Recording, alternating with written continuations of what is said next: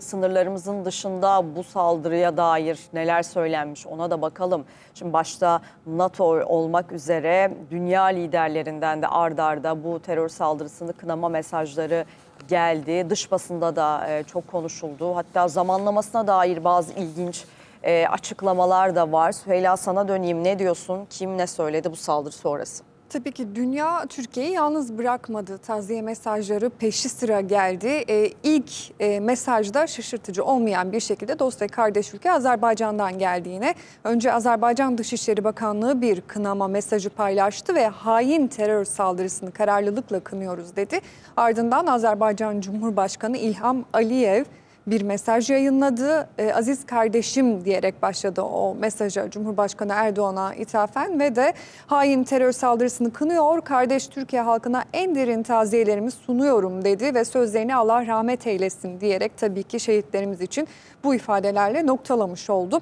NATO'dan gelen çok hızlı tepki önemliydi. Yeni Genel Sekreter Mark Rutte 2 kez paylaşım yaptı sosyal medyada ve de mesajım net, Cumhurbaşkanı Erdoğan'la da telefonda konuştum. Mesajım net, Türkiye'nin yanındayız, müttefikimizin yanındayız ve terörün her türlüsünü kınıyoruz dedi. Bu kayda değerdi. Tabii ABD Başkanı Joe Biden'dan açıklama gelecek mi diye merak ediyorduk. Ancak Biden yine sessizliği seçti. Bu da yine şaşırtıcı değil. Zaten son dönemde Biden döneminde özellikle iki ülke arasındaki ilişkiler sekteye uğramış. En azından iletişim sekteye uğramış durumda. Ancak Beyaz Saray'ın Ulusal Güvenlik İletişim Danışmanı John Kirby açıklama yaptı ve de Türkiye'deki korkunç terör saldırısını şiddetle kınıyoruz dedi. Ve diğer ülkeler, örneğin Almanya Başbakanı Olaf Scholz'den yine tepki var. Ortağımızın yanındayız dedi. Yunanistan Başbakanı Mitsotakis hızla mesaj paylaştı. Düşüncelerimiz hayatlarını kaybedenlerle birlikte en içten başsağlığı dileklerimi sunuyorum dedi. İngiltere Başbakanı Starmer mesajını paylaştı. Fransa Cumhurbaşkanı Emmanuel Macron Türkçe mesaj paylaştı. Bu da önemli bir detaydı ve Ankara'yı vuran terör saldırısını en güçlü şekilde kınıyorum dedi.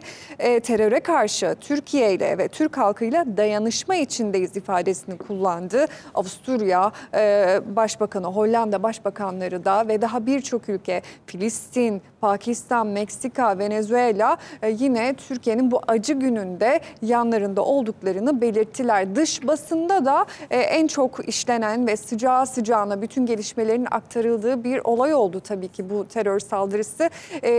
Farklı basın kuruluşları ve ülkeler farklı detaylara dikkat çekti.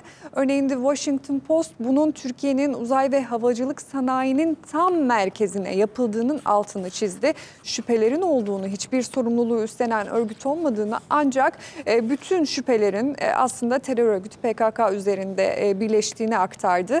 Rus basını ise zamanlamada şuna dikkat çekmeyi tercih etti. Biliyorsunuz ki bir de devam eden Saha Expo var.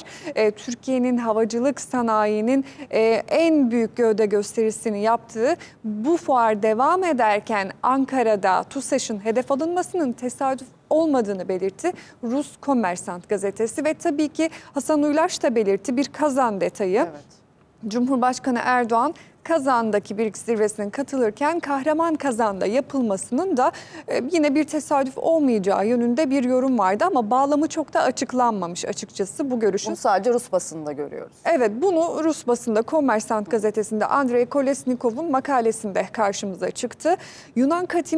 Yunan basını bilhassa bunun altını çizmem gerekiyor ki özellikle dış basında sürekli sıcağı sıcağına hem canlı yayınlarını bu habere yıkan birinci ülke Yunanistan oldu. Çünkü Türkiye'nin havacılık sanayisine, üretimine yapılan bir saldırıydı bu. Ve Yunanistan için de bu konu çok hassas malum. Yakından takip ediyorlar. Evet, örneğin Katimirini gazetesi manşetinde gören nadir gazetelerden biri oldu ve de Türkiye'nin kalbinde terör başlığını attı. Yine şüphelerin terör örgütü PKK üzerinde birleştiğini de aktardı. İşte böylesi yorumlar var. Yine Le Monde gazetesi ya da İngiliz basını Bahçeli'nin açıklamalarından sonra böyle bir saldırının gerçekleşmiş olması açıklamasına, Türkiye'nin tam da terör sorununa çözüm ararken PKK silah bırakır mı sorusu gündemdeyken bu saldırının yapıldığına dikkat çekmişler. Tabii uzman görüşlerine de aktarılıyor. Dolayısıyla dünya bir NATO üyesine yapılan bu saldırıya dikkat çekiyor. Ama tabii ki sessiz kalan ya da gereken tepkiyi göstermeyen liderler de var. Bunun da altını çizelim. Peki.